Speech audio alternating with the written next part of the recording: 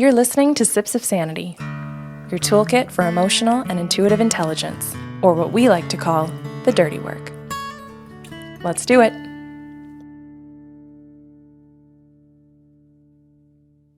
Hi, Kelly.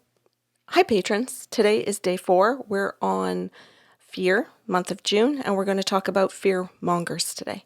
And these are people who spread fear amongst other people and or can use the spreading of fear amongst other people as a form of control or manipulation over another person. So it's very deliberate. Yes, absolutely it is.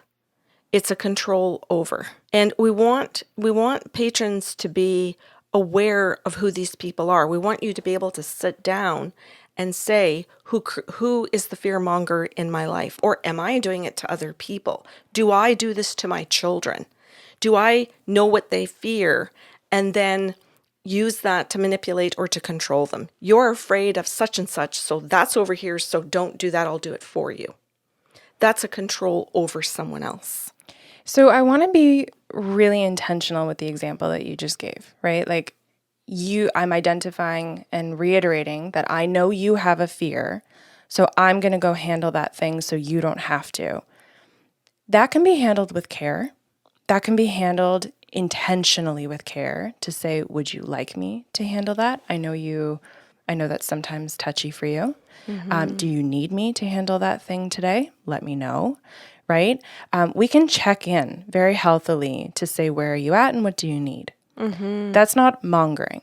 Mm-hmm. Now, if I step in and I say, well, you get this way when you do that. I know you don't like that, so I will. And I'm pushy. I am not giving you any opportunity to change that or, how do I want to say, not necessarily change, but test your own boundaries and limits. If I'm never giving you that opportunity, then I am actually building on the fear, right? Perfect. Versus if you had said to me at some point, hey, this makes me really uncomfortable. I don't like driving at night. Do you mind doing this thing for me?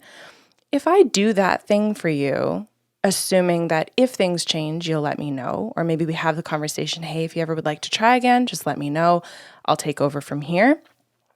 That's not the monger, right? Correct. That may be where you've stepped in. You understand that maybe you have a new role because your partner needs that or your sister needs that or whoever. Mm-hmm. But you're leaving an opening for them to still have that autonomy if and when they choose to exercise it. Mm-hmm. Mm-hmm. There can also be people can fear monger when they create gossip.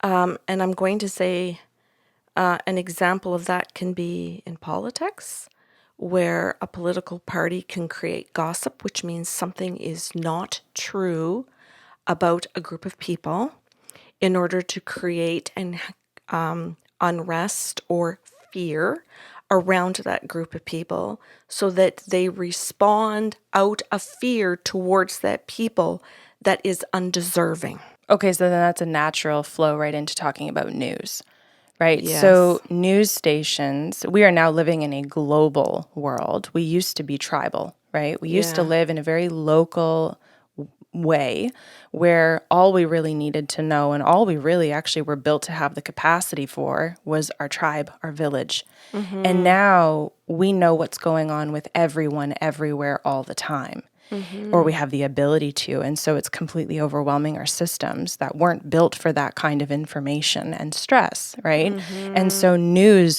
stations, newscasters have become fear mongers because all they are doing is inundating us with fear-based information, creating a feeling of helplessness and hopelessness. Right. And so what we're going to do is ask everybody just to consider how much time you want to give to the people, whether it's news, politicians, friends, family members, religious organizations, whoever it is. It can be in any area of your life. We want you to be able to identify them now and be able to decide how much of your time and how much of your energy you're giving to the fear monger. Okay, so I want to talk about 2 more. Sure. Because you just brought up religion, right? So belief systems, not just the physical things that are happening in your ongoings of your day, but the beliefs that they are trying to instill that create so much fear about how you live or how you live is going to affect your afterlife.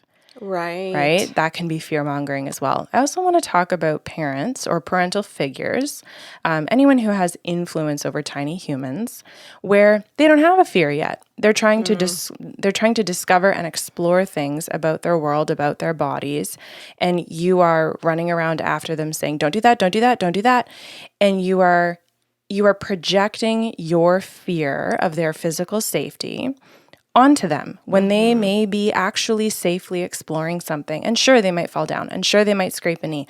That's okay, right? If it is not something that is going to be detrimental to them, let them fall down and physically figure out their limitations. Let them fall into the sand. Let them fall off a bench. Let them do certain things within reason where they can start to figure out their core, right? And I mean their physical core, not their emotional core.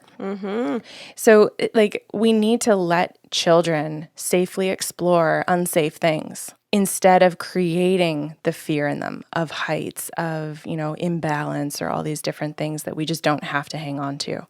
Right. Very good. Okay, cool. So we've got one more show.